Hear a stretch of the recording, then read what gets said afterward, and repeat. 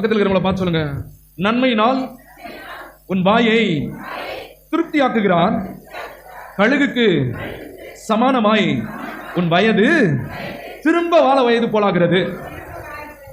அப்ப வசனம் பாருங்க, உள்ள போக போக என்ன வேலை செய்யுதுன்னு பாருங்க. வசனமே இல்லாத ஒரு ஆளை பார்த்தீங்களன்னா, ஐயோ எப்ப செத்துருவோனோ தெரியல, ஏதாவது நடந்துருமோ, போயிருமோ, வந்துருமோ. உலகம் முழுவதும் இப்படிதான் இருக்காங்க நீங்க. ஏன்னா அவங்க வாய் நன்மையினால் நிரம்பவில்லை. அதனாலதான் சொல்றாரு, ஆண்டவரை ஏற்றுக்கொண்ட பிள்ளைகளுக்கு இந்த உலகத்தில் உபத்திரவங்கள் உண்டு, ஆனாலும் நீங்கள் திடன் கொள். எப்படி? பெரியப்பா இருக்கிறா, சித்தப்பா இருக்கிறா, அவங்கள வச்சு இல்ல. திடன் கொள் என்றால் என்ன? தேவனுடைய வார்த்தையை பிடித்துக்கொள். யாக்கோபு அப்படிதான் செஞ்சான். யாக்கோபு போகும்போது கோலும் கையுமாய் போகிறான். ஆனா திரும்ப வரும்பொழுது பெருத்த ஆசீர்வாதத்தோடு வரான். ஒரு வேலை வரும்போது பைபிளும் கையும் வரலாம்.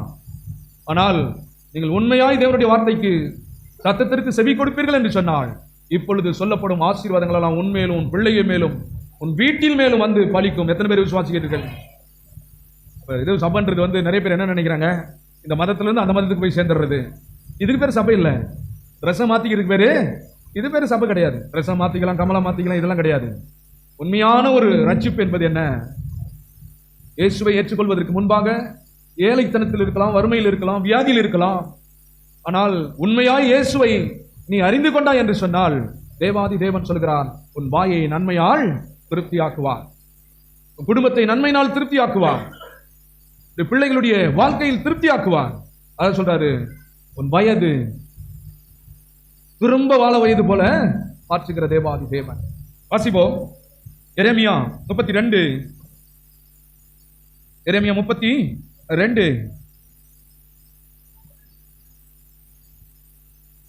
4வது வசனத்தை ஒருவர் வாசிப்போம். எரேமியா 32 வசனம் 4. யூதாவின் ராஜாவாகிய சிதேக்கியா கல்தருடைய கைக்கு தப்பி போகாமல் பாபிலோன் ராஜாவின் கையில் நிச்சயமாகவே ஒப்பு கொடுவான். அவன் வாய் இவன் வாயோட பேசும், அவன் கண் இவன் கண்களோடு ஆகும். பாருங்க, இந்த எரேமியா தீர்க்கதரிசி எழுதுறான். பாபிலோனர்கள் 70 வருடம், இஸ்ரவேல் ஜனங்கள் பாபிலோனுக்கு 70 வருடம் சிறைப்பிடிக்கப்பட்டு போகிறார்கள். நம்பிக்கையே இல்லாத ஒரு வாழ்க்கை, எதிர்காலமே இல்லை. ஆனால் இயேசுவை ஏற்றுக்கொண்ட ஒவ்வொரு அருமையான மனிதனுக்கு பின்பாகவும் நீங்கள் போய் அவர்களிடத்தில் கேட்டு பார்ப்பீர்கள் என்று சொன்னால், இயேசுவை அறிந்து கொள்வதற்கு முன்பாக அட்ரஸே இல்லாத ஒரு ஆளா தான் இருந்திருப்பாங்க. முகவரியே இருந்திருக்காது.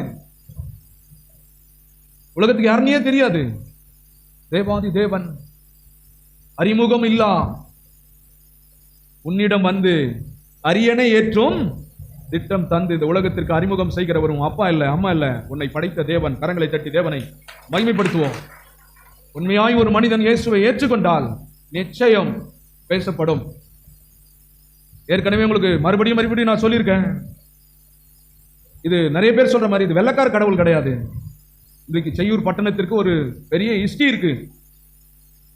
இதற்கு முன்பாக நீங்கள் போய் யூடியூப்ல நீங்க போய் பார்ப்பீர்கள் என்று சொன்னால், அரசாங்கம் பள்ளிக்கூடம் கட்டுவதற்கு முன்பாகவே எங்கேயோ பிறந்து எங்கேயோ வளர்ந்து இயேசுவை ஏற்றுக்கொண்டு படிப்பறிவு இல்லாத இடங்களுக்கு மக்களுக்கு தன்னுடைய சொந்த பணத்தை, உண்மையாகவே யாரும் அப்படி செய்ய முடியாது, ஏன்னா இயேசு உள்ள போயிட்டா அது கட்டாயமா செய்வான்.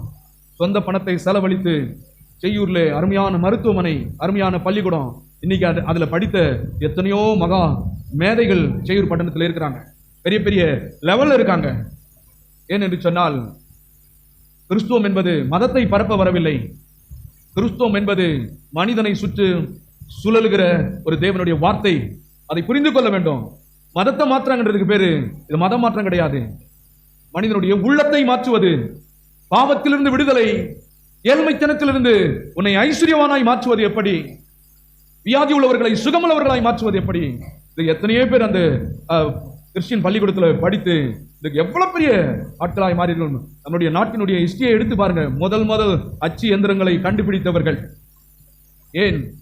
தேவாதி தேவன் சொல்கிறான், உண்மையாய் என்னை ஏற்றுக்கொண்டவர்களை நன்மையும் கிருபையும் நிச்சயமாய் உன்னை தொடரும். இந்த தேசத்திற்கு இயேசுவை ஏற்றுக்கொண்டவர்கள் நன்மையை செய்து விட்டு போக வேண்டும். அதற்காகவே உன்னை தேடி வந்திருக்கிறான். இந்த காலைவேளையில் நான் சொல்றேன், இயேசுவை ஏற்றுக்கொள்வது என்பது மதம் அல்ல, நீ வாழ்ந்து மற்றவர்களை வாழ வைப்பது.